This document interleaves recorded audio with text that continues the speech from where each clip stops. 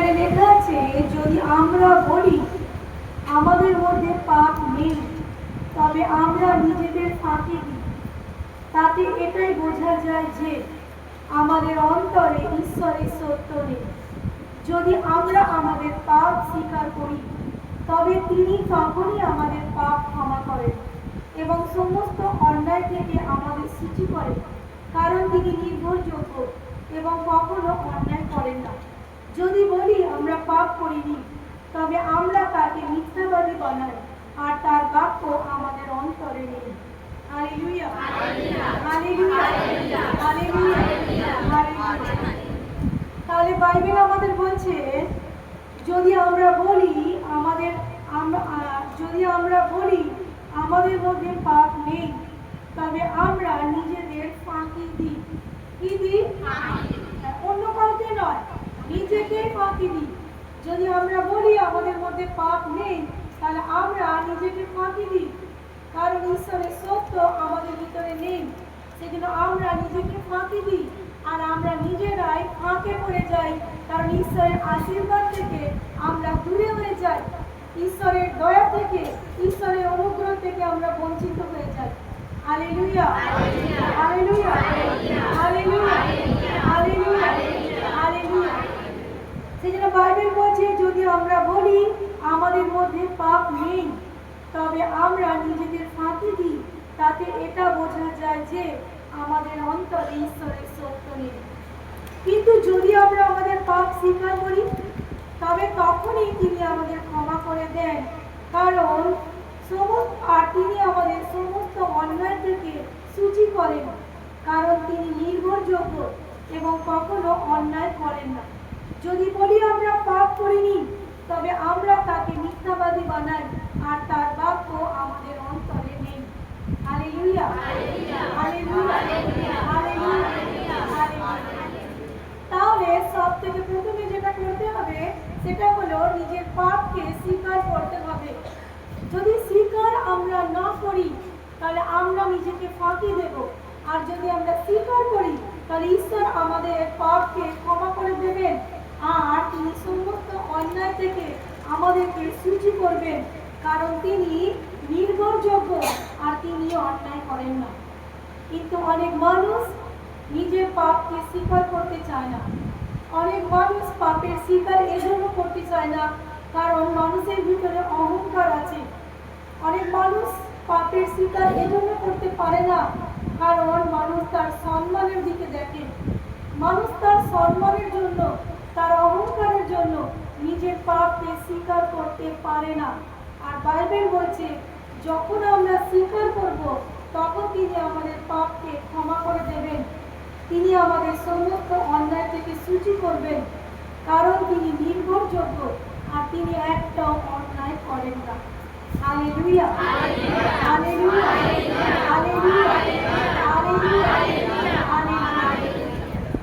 এর আগে আমরা অনেকবার শুনেছি যে পাপের কারণে রোগ, পাপের কারণে দুঃখ, পাপের কারণে অভাব, পাপের কারণে অশান্তি, সমস্ত খারাপ জিনিস সব পাপের কারণে মানুষের জীবনে আসে।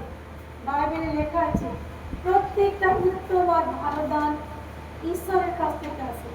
তাহলে যদি প্রত্যেকটা উত্তম আর ভালো দান ঈশ্বরের কাছ থেকে আসে, তাহলে নিশ্চয়ই খারাপ দান অন্য কারোর কাছ থেকে আসে। আজ মানুষের জীবনে যা কিছু মন্দতা আছে, যা কিছু দুর্ঘটনা ঘটে, যা কিছু অঘটন ঘটে, সব সেই মন্দ আত্মা বা মন্দ শক্তির দ্বারা বা মন্দ আত্মারা মানুষের জীবনে কাজ করে যখন মানুষ পাপ করে। তাই পাপ করার কারণে আমরা ঈশ্বরের দয়া থেকে দূরে হয়ে যাই আর মন্দ আত্মাকে আমরা অধিকার দিই, যাতে মন্দ আত্মা মানুষের জীবনকে ছোঁয় আর মানুষের জীবনে দুঃখ, কষ্ট, রোগ, অভাব, অশান্তি দিতে পারে। কারণ যখন মানুষ পাপ করে, তখন ঈশ্বর মানুষকে আশীর্বাদ দিতে পারে না। যখন মানুষ পাপ করে, তখন ঈশ্বর মানুষকে ছুঁতে পারে না, কারণ মানুষ আর ঈশ্বরের মাঝখানে একটা দেওয়াল তৈরি হয়। সেই দেওয়ালটা হলো পাপের দেওয়াল। আর সেই দেওয়াল থাকার কারণে মানুষের কথা ঈশ্বরের কাছে পৌঁছায় না আর ঈশ্বরের কথা মানুষের কাছে পৌঁছায় না। সেই জন্য মানুষ ঈশ্বরের আশীর্বাদকে দেখতে পায় না, আর তা থেকে মানুষ দূরে হয়ে যায়। অনেকদিন আগে, লকডাউনের আগে আমাদের একটা জায়গায় প্রার্থনা হতো, সেখানে আজও প্রার্থনা হয়। সেখানে একজন বোন প্রার্থনা এসেছিলেন, ওনার স্বামীর ক্যান্সার হয়েছিল, আর উনি প্রার্থনা আসেন আর আমাকে বলেন যে আমার স্বামীর ক্যান্সার হয়েছে, আমার স্বামীর জন্য একটু প্রার্থনা করে দিন। প্রথম সপ্তাহে ওনার স্বামীর জন্য প্রার্থনা করে দিয়েছি। দ্বিতীয় সপ্তাহে যখন উনি এসে আবার বলেন যে আমার স্বামীর ক্যান্সার হয়েছে, একটু প্রার্থনা করে দিন, তখন আমি ওনাকে বলি যে আমরা ছোট থেকে অনেক পাপ করে থাকি। আপনার স্বামীকে বাড়িতে গিয়ে বলবেন যে উনি কি পাপ করেছেন, সেই পাপগুলো বুঝবে আর সেই পাপের ক্ষমা প্রভু যীশু খ্রিস্টের কাছ থেকে চাইতে। উনি শুনেছেন, শুনে বাড়ি চলে গেছেন। পরের সপ্তাহে উনি ওনার ছেলেকে নিয়ে এসেছেন। এই কারণে নিয়ে এসেছেন আমার সঙ্গে ঝগড়া করবেন বলে। ওনার ছেলে এসে আমাকে বলছেন, আপনি জানেন আমার বাবা কি পাপ করেছে? ওনার বাবা কি পাপ করেছেন সেটা তো আমার জানার কথা নয়, আর আমার জানার দরকারও নেই। ওনার বাবা কি পাপ করেছেন, যিনি পাপ করেছেন তিনি দেখবেন, তিনি বুঝবেন, তিনি জানবেন। আমি যা পাপ করেছি আমি বুঝবো, আমি জানবো। যখন আমি আমার পাপের ক্ষমা চাইবো, যখন আমি আমার পাপ স্বীকার করে নেব, বাইবেল বলছে ঈশ্বর তখনই আমাকে সঙ্গে সঙ্গে ক্ষমা করে দেবেন। তিনি আমাকে সূচি করবেন আর আমাকে সব রোগ থেকে মুক্ত করবেন। আমার জীবন থেকে দুঃখকে দূর করবেন, আমার জীবন থেকে অভাবকে দূর করবেন, যদি আমরা নিজের পাপে স্বীকার করে নিই। আর যদি বলি যে আমি কোনো পাপ করিনি, তাহলে সব থেকে প্রথমে আমি নিজেকে ফাঁসাচ্ছি, আমি নিজেকে ঠকাচ্ছি, আর যার দ্বারা আমি নিজে ঈশ্বরের দয়া থেকে দূরে হয়ে যাচ্ছি। Hallelujah, hallelujah, hallelujah, hallelujah, hallelujah. আমার প্রিয় ভাই বোনেরা, ঈশ্বরের প্রিয়জনেরা, যদি আমরা বাইবেল পড়ি আমরা সেখানে দেখতে পাবো একটা জায়গায় লেখা আছে যে দুজন ব্যক্তি আরাধনা করবার জন্য, উপাসনা করবার জন্য ঈশ্বরের আরাধনালয়ে বা উপাসনা ঘরে এসেছিলেন। দুজনের মধ্যে একজন ছিলেন ফরিসি আর একজন ছিলেন কর আদায়কারী। ফরিসি ঈশ্বরের কাছে প্রার্থনা করছেন, হে ঈশ্বর, আমি সপ্তাহে 2 দিন উপবাস করি, আমি আমার সমস্ত আয়ের 10 ভাগের 1 ভাগ তোমার ভবনে আমি দান করি। আমি এই কর আদায়কারীটার মতো নই। আর কর আদায়কারী প্রার্থনা করছে, হে ঈশ্বর, আমি পাপী, আমার পাপ ক্ষমা করে দাও আর আমার উপর দয়া করো। বাইবেল বলছে এই ব্যক্তিকে ধার্মিক বলে মানা হয়েছে। কি বলে মানা হয়েছে? ধার্মিক কথাটার মানে হলো যার পাপ ক্ষমা হয়েছে। সমাজ তাকে ধার্মিক বলে যে মাছ মাংস খাওয়া বন্ধ করে দিয়েছে, তাই তো নাকি? সমাজ তাকে ধার্মিক বলে যে আজকে মঙ্গলবার, আজকে মাছ খেতে নেই, কালকে বৃহস্পতিবার, কালকে মুসুর ডাল খেতে নেই, পরশুদিন শনিবার, পরশুদিন পেঁয়াজ খেতে নেই, তাই তো নাকি? সমাজের লোকেরা সব খাবারকে বন্ধ করে দিয়েছে আর দিয়ে নিজেকে ধার্মিক বলছে। বাইবেল তাকে ধার্মিক বলে যার পাপ ক্ষমা হয়েছে। সেজন্য ফরিসি আর কর আদায়কারী দুজনে প্রার্থনা করতে এসেছিলেন। ফরিসি প্রার্থনা করছেন, হে ঈশ্বর, আমি সপ্তাহে 2 দিন উপবাস করি, আমি আমার সমস্ত আয়ের 10 ভাগের 1 ভাগ তোমার ভবনে দান করি, আর আমি কর আদায়কারীটার মতো নই। আমার আমি খুব ভালো ব্যক্তি, ঈশ্বর তুমি আমাকে আশীর্বাদ দাও। আর এই কর আদায়কারী কি বলছে? হে ঈশ্বর, আমি পাপী, আমার পাপ ক্ষমা করে দাও, আমার উপর দয়া করো। বাইবেল বলছে এই ব্যক্তিকে ধার্মিক বলে মানা হয়েছে। Hallelujah, hallelujah, hallelujah, hallelujah, hallelujah. সেজন্য যখন আপনি আপনার পাপ স্বীকার করবেন আর আপনি যখন বলবেন আমি পাপী, তখন বাইবেল বলছে ঈশ্বর তখন আপনাকে ক্ষমা করে দেবেন। আর ঈশ্বরের বাক্য আপনার অন্তরে থাকার কারণে আপনি ঈশ্বরের দৃষ্টিতে নিজেকে ধার্মিক বলে প্রমাণ করতে পারবেন। সেজন্য নিজের পাপের স্বীকার করে নিতে হবে যাতে আপনি ঈশ্বরের দৃষ্টিতে ধার্মিক হতে পারেন। ধার্মিক কথার মানে হলো যার পাপের ক্ষমা হয়ে গেছে আর যিনি নিজের বাকি জীবনকে মেনটেন করেন, যাতে ধর্মের পথ দিয়ে নিজের জীবনকে পরিচালিত করতে পারেন। ধর্মের পথ দিয়ে নিজের জীবনকে পরিচালিত করার কথাটার মানে হলো আপনি যেন আর পাপ কাজ না করেন। যখন আপনি পাপ কাজ করবেন না, তখন আপনি ধর্মের পথ দিয়ে নিজের জীবনকে পরিচালিত করছেন। আপনি একজন ঈশ্বরের দৃষ্টিতে ধার্মিক ব্যক্তি। সেজন্য আপনার পাপের ক্ষমার প্রয়োজন, আর আপনার জীবনকে ধার্মিক বানানোর প্রয়োজন, যাতে আপনি ঈশ্বরের দৃষ্টিতে ধার্মিক বলে প্রমাণিত হতে পারেন। আপনারা অনেকে দেখে থাকবেন, বর্ষাকালে অনেক ব্যক্তি গাছের ডালকে ছেটে দেয়। এই কারণে ছাড়বে যাতে গাছটা আরো সুন্দরভাবে বাড়ে। ঠিক তেমন ভাবে আমাদের জীবন থেকেও পাপের ডালপালাগুলোকে ছেটে দিতে হবে, যাতে আমাদের ধার্মিক জীবন খুব সুন্দরভাবে বাড়ে আর ঈশ্বর আমাদের জীবনে আশীর্বাদ দিতে পারে। ঈশ্বর কখনোই চান না যে কোনো মানুষ রোগ নিয়ে, কোনো মানুষ দুঃখ নিয়ে, অভাব নিয়ে, অশান্তি নিয়ে, সমস্যা নিয়ে জীবন কাটাক।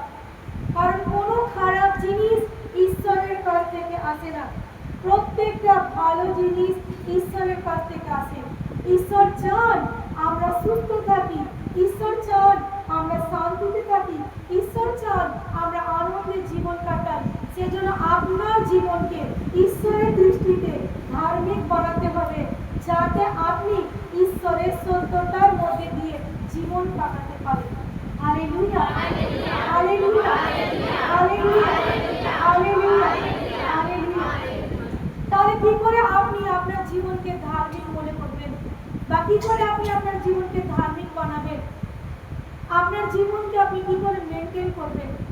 প্রত্যেক দিন রাত্রিবেলা ঘুমোতে যাওয়ার আগে সকাল থেকে নিয়ে রাত পর্যন্ত যা কিছু পাপ আপনার দ্বারা হয়েছে, প্রথমে নিজের পাপকে স্বীকার করবেন। বাইবেল বলছে যখন আপনি স্বীকার করবেন, তখন ঈশ্বর আপনাকে সূচি করবেন, আর সমস্ত তিনি আপনাকে তিনি তখনই আপনাকে ক্ষমা করবেন, এবং সমস্ত অন্যায় থেকে তিনি আপনাকে সূচি করবেন। কি থেকে সূচি করবেন? প্রথমে যখন আপনি নিজের পাপকে স্বীকার করবেন, তখন তিনি আপনাকে ক্ষমা করবেন, আর তারপর লেখা আছে তিনি সব অন্যায় থেকে আপনাকে সূচি করবেন, মানে আপনাকে পবিত্র করবেন, যাতে আপনার দ্বারা অন্যায় কাজ না হয়। সেজন্য তিনি আপনাকে রক্ষা করবেন। সেজন্য প্রথমে নিজের পাপকে স্বীকার করতে হবে। প্রত্যেক দিনের পাপ প্রত্যেক দিন স্বীকার করতে হবে। আজ সকাল থেকে নিয়ে রাত পর্যন্ত আপনার দ্বারা যা কিছু পাপ হবে, নিজের পাপ স্বীকার করবেন। যখনই আপনি স্বীকার করবেন, তখন ঈশ্বর আপনাকে ক্ষমা করে দেবেন, আর যখন তিনি আপনাকে ক্ষমা করে দেবেন, তখন আপনার পাপের ব্যালেন্সের জায়গায় জিরো ব্যালেন্স থাকবে। মানে আপনার আজকের দিনে যা কিছু পাপ করেছেন, আপনি আজকের দিনে যা কিছু পাপ করেছেন, সমস্ত পাপকে ঈশ্বর মুছে দেবেন, আর আপনার জীবনে পাপের দাগ, আজকের দিনের পাপের দাগ আর থাকবে না। আপনি রাত্রে শান্তির ঘুম ঘুমোতে পারবেন। অনেক ব্যক্তি রাত্রিবেলা ভয়ের স্বপ্ন দেখে, অনেক ব্যক্তি রাত্রিবেলা মন্দ আত্মা, ভূত বা পেট বা পিশাচের স্বপ্ন দেখে।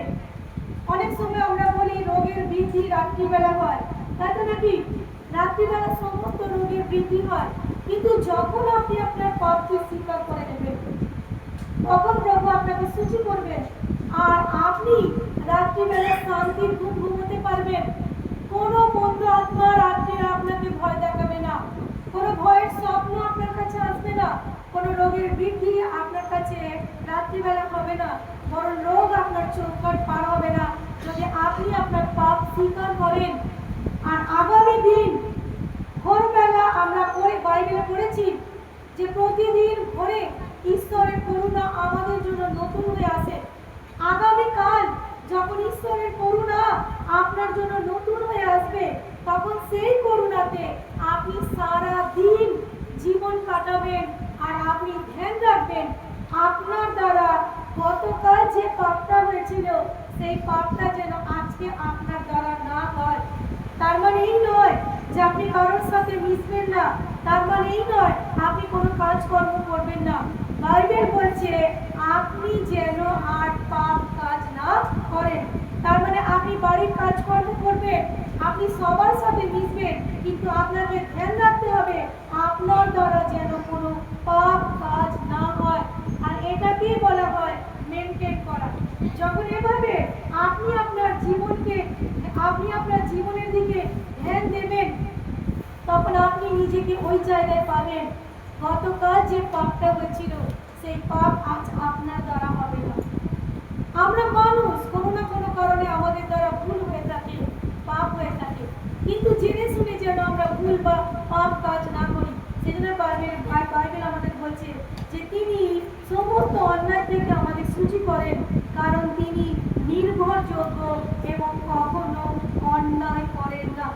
যখন আপনি নতুন করুণা পাবেন, আর তখন আপনি প্রার্থনা করবেন, হে প্রভু, গতকাল যে পাপ আমার দ্বারা হয়েছিল, আজ আমার দ্বারা সে পাপ যেন না হয়, বরং সারাদিন আমার জীবন দ্বারা যেন আমি তোমার গৌরব করতে পারি, সারাদিন আমার জীবন দ্বারা যেন আমি তোমার মহিমা করতে পারি।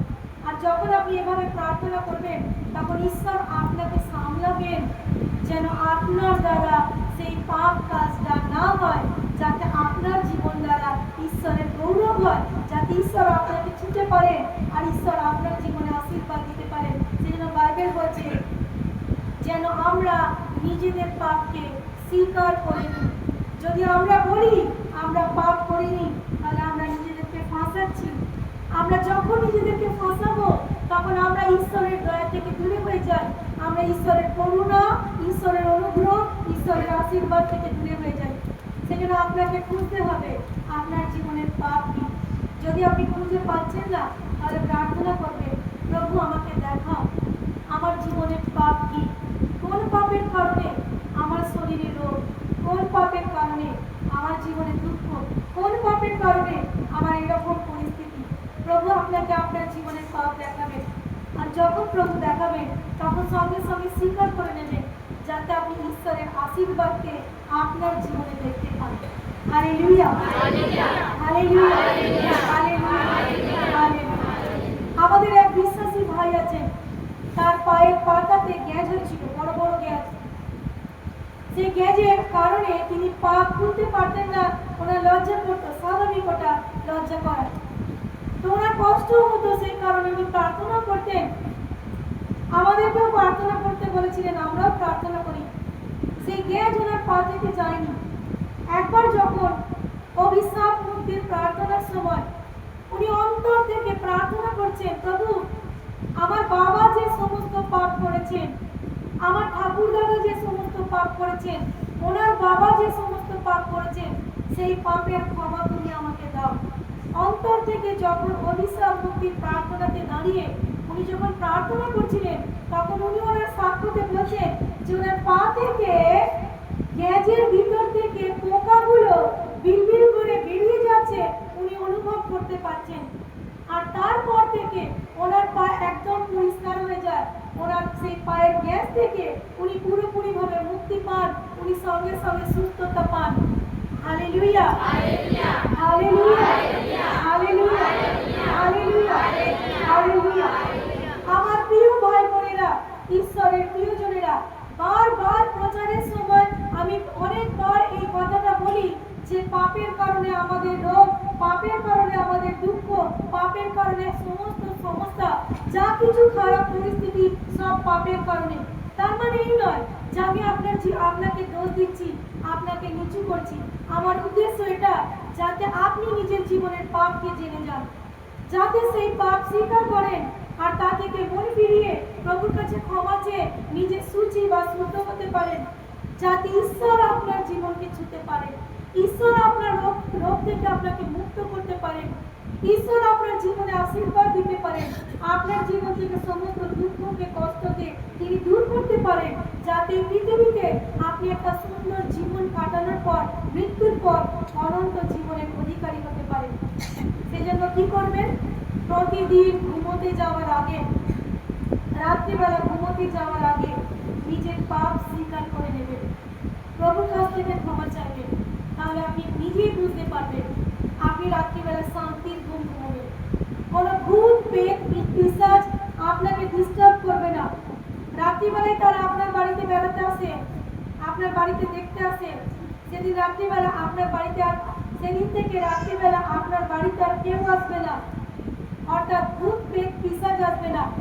বরং আপনি পাপের ক্ষমা চাওয়ার কারণে, প্রভু যীশু খ্রিস্টের রক্ত দিয়ে নিজের পাপ ধুয়ে নেওয়ার কারণে সেদিন থেকে আপনার বাড়িতে স্বর্গদূতেরা আসবে।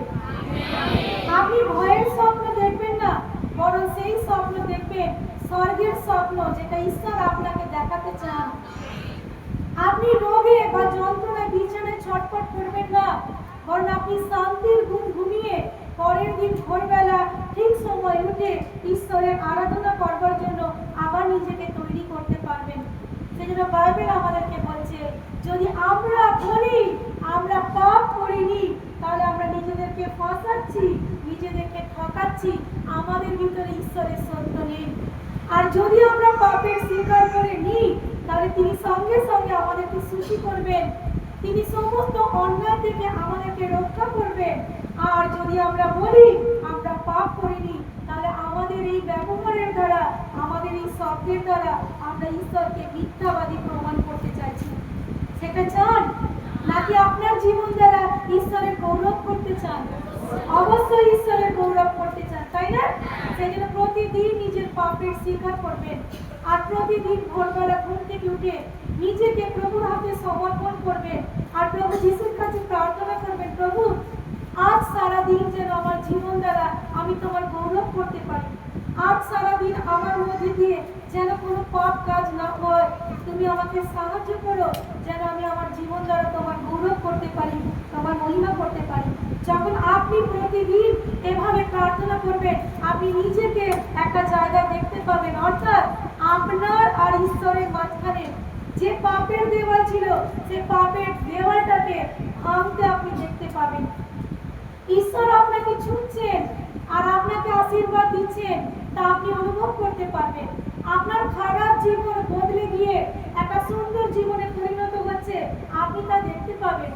আপনার অগোছালো জীবন বদলে গিয়ে সেই জীবনটা সুন্দরভাবে গুছিয়ে যাবে, তার অনুভব আপনি করতে পারবেন, কারণ আপনি ঈশ্বরের দৃষ্টিতে নিজেকে ধার্মিক বলে প্রমাণ করবেন।